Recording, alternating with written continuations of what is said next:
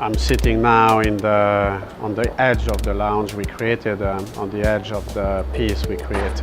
So we decided to do something that somehow encourage people, visitors in Hong Kong or Hong Kongese, not to just look at the facade of a building and how shiny they are and how reflective they are, but also life that is within the neighborhood, within these elevated space.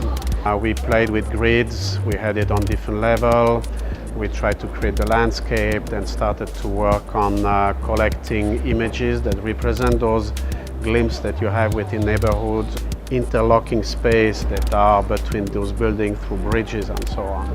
A city or a neighborhood never ends. It's always growing, continuing, it's linked, especially Hong Kong.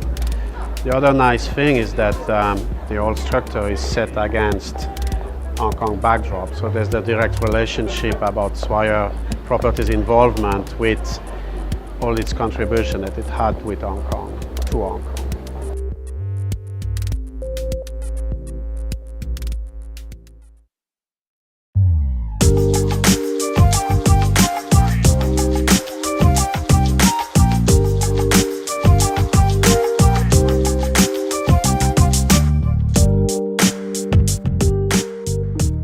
I actually think that the juxtaposition of the space blends in very well with the rest of the city. I think as you enter the space and you start to look up, and it sort of informs you slightly differently.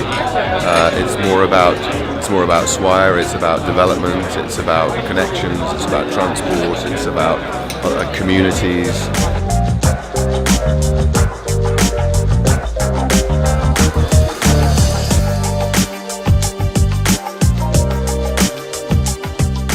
The thing is that's true that in Hong Kong that's a level city, and this bridge connection between the different suburb places in Hong Kong. And I look up and I see very familiar spaces that everybody's frequent a lot, so I recognize a lot of the bustling city spots that are popular, and they're all under one roof, and it makes me feel like at home. Yeah.